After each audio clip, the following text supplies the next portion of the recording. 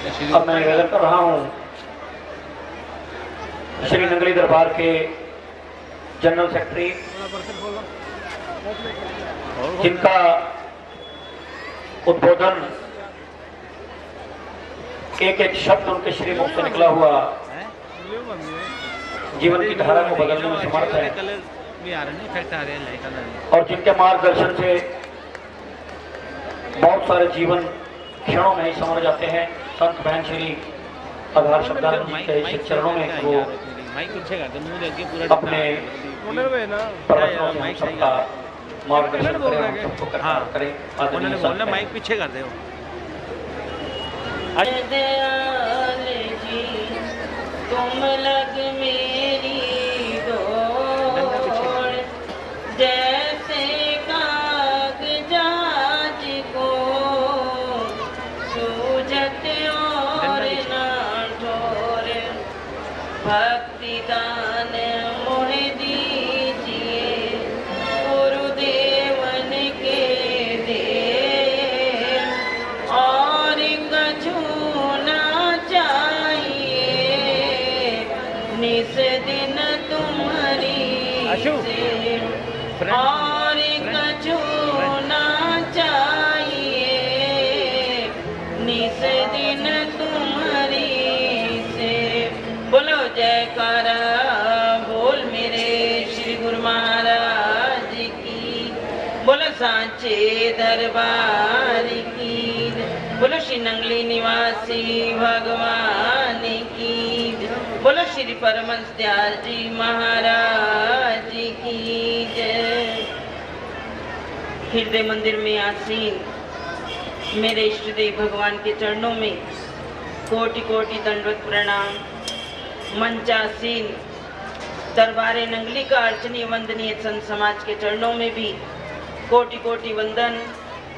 आज की इन सौभाग्यशाली घड़ियों में उपस्थित मालिक के दो जहां के चरणों में आप सभी गुरुदेव भगवान की प्यारी संगत के चरणों में भी कोटि कोटि नमन है, क्योंकि ये भाग्यशाली घड़ियां, ये सदगुरु की अपार रहमत, सदगुरु की अपार बख्शिश बड़े भाग्यों से हमें आज मिली है। हमारी आंखों के सामने वो दिव्य नजारे श्री टेरी जी के, क्योंकि सन 1980 में जब हमारे गुरुदेव भगवान श्री सार प्रभु ने अपने जीवन की कि उन्होंने एक प्रण लिया हुआ था श्री सदगुरुदेव भगवान जी के चरणों में कि मैं श्री सदगुरुदेव भगवान जी का पावन अवतरण दिवस नंगली साहब में अवश्य जब तक रहूंगा मनाऊंगा। और मुझे याद है कि जब उन्होंने सन 1980 में जून में अपना शरीर अपने सदगुरुदेव भगवान के चरणों में लीन किया, तो उन्होंने वो अपनी आखिरी बसंत सदगुरुदेव भगवान के चरणों में जो मनाई, तो उन्होंने हमें इतने वर्ष पहले कि 1 फरवरी सन 1884 संवत 1940 में जो नज़ारे थे, हमें वो नज़ारे श्री नंगली साहब में हजूर गुरुदेव भगवान ने वो नज़ारे हमें दिए। और उन्होंने क्या भजन गाया, क्या रंग उड़े पतंग उड़े श्री टेरी के बाजार जी, प्रभु संत रूप अवतार लिया। और आज हमारे सदगुरुदेव भगवान के ये प्यारे संत जन, मैं तो सफेद कपड़े वालों को भी संत जन कहूंगी, क्योंकि जिसके दिल में सदगुरु का प्यार बसा है, जिसके हृदय में मालिक का दुलार बसा है, वो सफेद कपड़े क्या, भगवे कपड़े क्या, वो सदगुरु का सच्चा संत है, जो अपने सदगुरुदेव के नाम का डंका घर घर गली गली हर कण में हर एक के दिल में वो उसको उभार रहा है, उसको उजागर कर रहा है, और जो सदगुरु प्रेम को दर्शाए। अभी आप संत महापुरुषों की बातें सुन रहे थे, क्योंकि संत महापुरुष जो कहते हैं उनकी बातों में भी एक गहरा राज होता है। क्यों कहा गया है कि संत की बातें अटपटी, झटपट लखे ना कोई, जो मन की खटपट मिटे तो झटपट दर्शन होए। तो ये नंगली निवासी भगवान क्या आपके क्षेत्र में ऐसे ही आ गए हैं? नहीं, आप सबका प्यार उनको खींच कर लाया, क्यों कहा जाता है कि आपने कभी किसी भगवान के चरणों में जूते पहने हुए देखा है?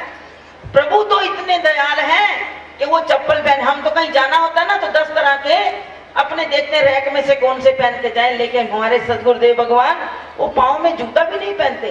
पता नहीं कब किस तरफ से मेरा कौन सा प्रेमी मुझे आवाज लगा रहा है, तो वो किसी की करुण पुकार सुनकर ही तो इस धरा पर आए। किसी ऐसे प्रेमी ने पुकार की होगी। और जो भी बात चल रही थी कि श्री सदगुरुदेव भगवान ने माँ राधे के घर, पिता प्रभु दयाल जी के घर टेरी में जब जन्म लिया तो वहां के क्या हालात थे, डाके धाड़े सब पड़ते थे। लेकिन जब श्री सदगुरुदेव भगवान जी ने उस धरती पर पदार्पण किया, वो सब चीजें दूर हो गई हैं। और फिर उनकी लीलाएं, किसी को थानेदार बन के है गड्ढा भरिया कपास दसी जुआ टूटिया, और थानेदार बन के वहां पर हाजिर हो गए। और अगर किसी बालक को कोई डाकू उठाकर ले गया तो वहां भी थानेदार सिपाही बनकर और उसकी भी रक्षा की और घर तक पहुंचा दिया। और हम कैसा सदगुरुदेव भगवान से कैसा व्यापार करते हैं। अभी बात चल रही थी कि पूर्णिमा पे जाओ तो गुरुदेव भगवान मिले, नहीं, ऐसी बात नहीं। श्री सदगुरुदेव भगवान जी का फरमान अगर हम सही ढंग से श्री स्वरूप दर्शन पढ़ते हैं तो श्री सदगुरुदेव भगवान जी ने क्या फरमाया था कि मेरे पास 4 रोटियां हैं, मेरे पास 4 रोटियां हैं, एक चकोड़ी के लिए, एक अनंतपुर के लिए और 2 रोटियां नंगली साहब के लिए। कुछ तो विशेष बात है, क्योंकि टेरी में जन्म लिया, वो जन्म भूमि, चकोड़ी में श्री सदगुरुदेव भगवान जी ने अपना कर्म क्षेत्र बनाया, सारा सत्संग का प्रचार चकोड़ी आश्रम में किया, वो भी पाकिस्तान में रह गया, उसको श्री सदगुरुदेव भगवान जी ने अपनी कर्म भूमि बनाया।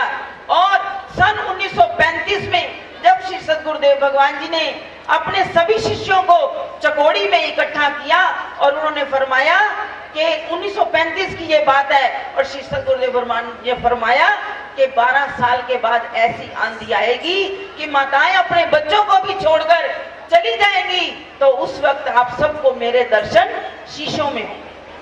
याद रखो, सन 35 और सन 1947 जब देश का बंटवारा हुआ और वाकई में जब लोग इस तरफ आए, तब श्री सदगुरुदेव भगवान जी को और श्री गुरु महाराज जी ने इधर श्री अनंतपुर में किले के किले खरीद कर जितने भी प्रेमी थे, श्री गुरु महाराज जी ने फरमा दिया जो संत महापुरुषों की शरण में लगा रहेगा उसको बाल भी बांका नहीं होगा।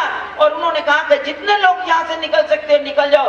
और चकोड़ी में ही श्री गुरु महाराज जी ने शरणागति धर्म का एक जो डंका रचलाया कि परिवारों के परिवार, क्योंकि ऐसा श्री सदगुरुदेव भगवान जी के विषय में प्रसिद्ध था कि इनके हाथ का छुआ हुआ प्रसाद कोई ना ले, जो एक बार प्रसाद खा लेता वो घर घाट का नहीं रहता।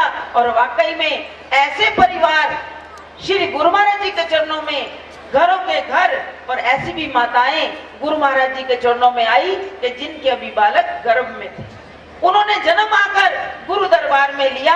ऐसे ही परिवारों के परिवार मालिक के चरणों में आ गए और श्री गुरु महाराज जी ने उन सब परिवारों को श्री अनंतपुर में बसाया और वहां श्री गुरु महाराज जी ने अनेक लीलाएं की। और वो श्री गुरु महाराज जी की लीला भूमि श्री अनंतपुर श्री सदगुरुदेव भगवान की लीला भूमि, और जिस स्थान को श्री गुरु महाराज जी ने किसी वक्त में उस विषय में कहा गया, जब भक्त गेंदाराम जी की पुकार पर श्री सदगुरुदेव भगवान नंगली में आए तो वहां पर ये फरमान था, जब भक्त गेंदाराम जी ने अपनी झोपड़ी श्री सदगुरुदेव भगवान जी के नाम की तो उस वक्त ये फरमाया कि इस घर की कड़ियां सोने की एक दिन बनेगी। और आज वो प्रत्यक्ष सन 2009 में श्री सदगुरुदेव भगवान जी का वो सुंदर दिव्य मंदिर, जहाँ की आज वो पूरी ही कड़ियां जो है सोने से मड़ी हुई है। सदगुरुदेव भगवान का फरमान एक भी वचन खाली नहीं जाता।